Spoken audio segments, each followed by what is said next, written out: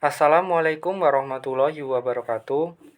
Alhamdulillahirabbil alamin wassalatu wassalamu ala asrofil anbiya'i wal mursalin wa ala alihi washabihi ajmain amma ba'du. Pertama-tama marilah kita panjatkan puji dan puja kehadirat Allah Subhanahu wa taala yang telah melimpahkan rahmat sehingga kita bisa berkumpul pada perkuliahan pada hari ini. Sholawat serta salam marilah kita junjung agungkan kepada baginda Nabi besar Muhammad Shallallahu alaihi wasallam yang kita nantikan syafaatnya kelak amin ya rabbal alamin. Yang saya hormati Ibu Tri Yuni Hendrawati, Magister Pendidikan, dan rekan-rekan yang saya banggakan. Saya selaku moderator dari kelompok pertama, di sini kami akan mempresentasikan hasil kerja kami yang berjudul Pengantar Manajemen Berbasis Sekolah. Sebelum lanjut ke materi, izinkan saya untuk memperkenalkan nama anggota kelompok. Yang pertama ada Fadil Irada Akram, yang kedua ada Janita Kivya Intani, yang ketiga ada Tatia Kurota Ayun, yang keempat ada Mata Anggalia, yang kelima ada Angel Devita Silvi. Selanjutnya, materi yang pertama akan disampaikan oleh rekan saya. Baik, jadi yang pertama itu ada definisi dan konsep dasar MBS.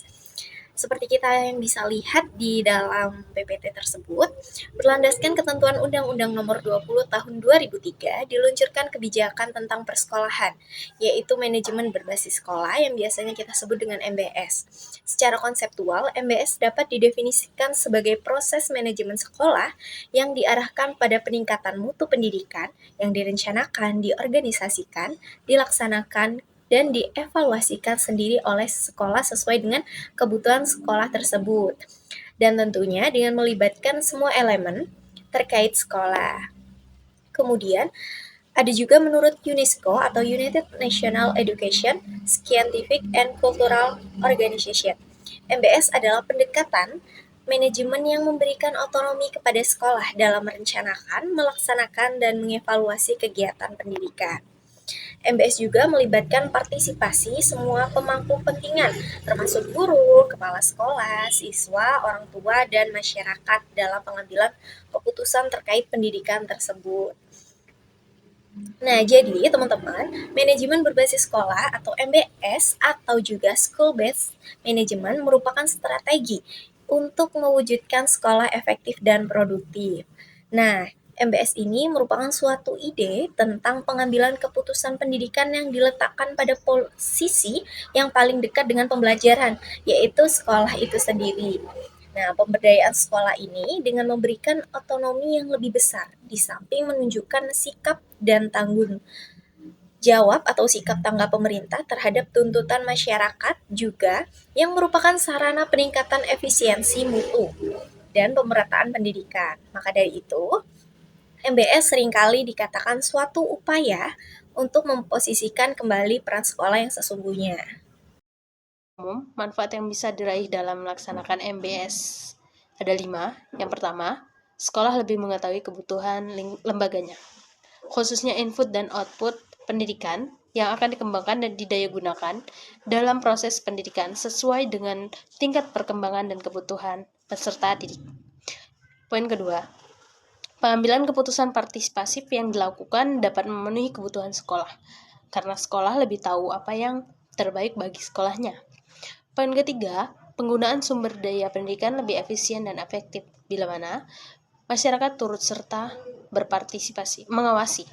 Yang keempat, sekolah bertanggung jawab tentang mutu pendidikan di sekolahnya kepada pemerintah, orang tua, peserta didik, dan masyarakat. Poin kelima, sekolah dapat bersaing dengan sehat untuk meningkatkan mutu pendidikan. Latar belakang dan sejarah penerapan MBS di Indonesia.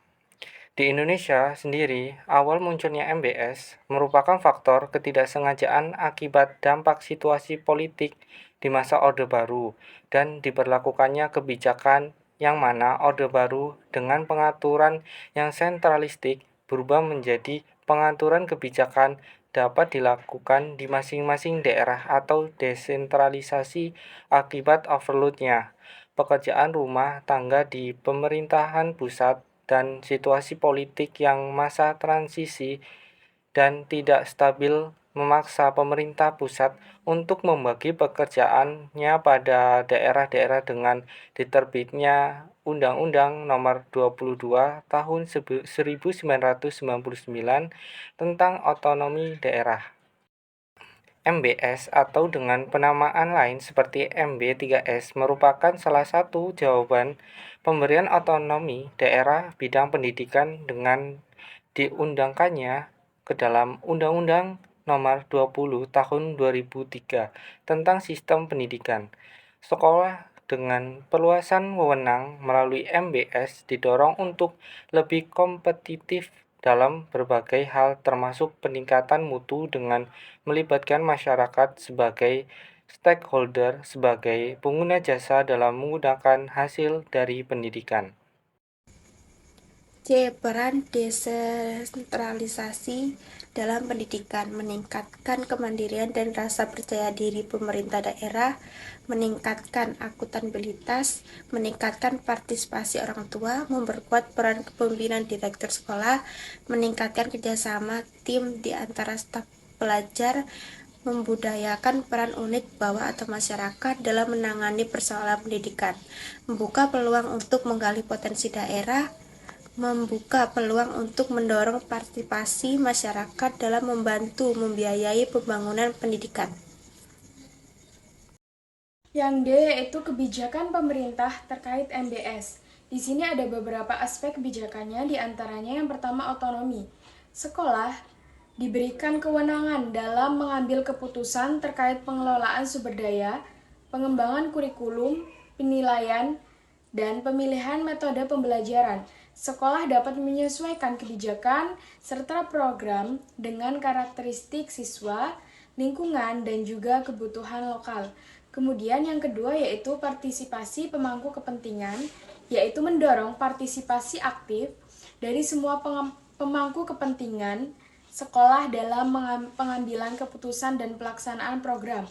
Guru, orang tua, komite sekolah, dan masyarakat setempat ini diajak untuk berperan aktif dalam mendukung dan mengawasi kegiatan sekolah itu sendiri. Kemudian yang ketiga yaitu peningkatan mutu, yaitu menekankan pada peningkatan mutu pendidikan melalui pengembangan profesional guru, serta peningkatan kualitas pembelajaran dan juga penerapan praktik terbaik. Jadi di sini sekolah diharapkan terus melakukan evaluasi dan juga perbaikan berkelanjutan untuk mencapai mutu pendidikan yang lebih baik. Yang keempat yaitu akuntabilitas. Di sini sekolah diharapkan secara transparan melaporkan kinerja dan pencapaian mereka kepada masyarakat dan pemangku kepentingan lainnya. Yang terakhir yaitu pengawasan serta dukungan. Pengawasan yang dilakukan untuk memastikan bahwa sekolah tersebut tetap menjalankan tugas dan tanggung jawabnya dengan baik atau tidak. Dalam hal ini melibatkan pihak-pihak eksternal seperti Dinas Pendidikan dan lembaga penjaminan mutu dalam melakukan pengawasan dan memberikan dukungan kepada sekolah. Dalam hal ini, pemerintah Indonesia terus berupaya untuk meningkatkan penerapan MBS melalui kebijakan, pelatihan, dan pendampingan kepada sekolah-sekolah. Bagaimana dengan cara apa? Yaitu dengan kerjasama antara pemerintah, sekolah, dan masyarakat. Diharapkan MBS dapat terus berkembang dan memberikan kontribusi yang signifikan dalam meningkatkan mutu pendidikan di Indonesia.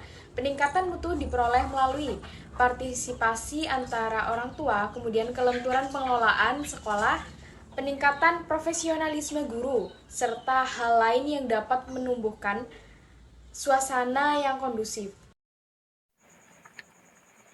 Mungkin cukup sekian presentasi dari kami. Bila mana ada yang kurang jelas ataupun tidak paham, boleh ditanyakan.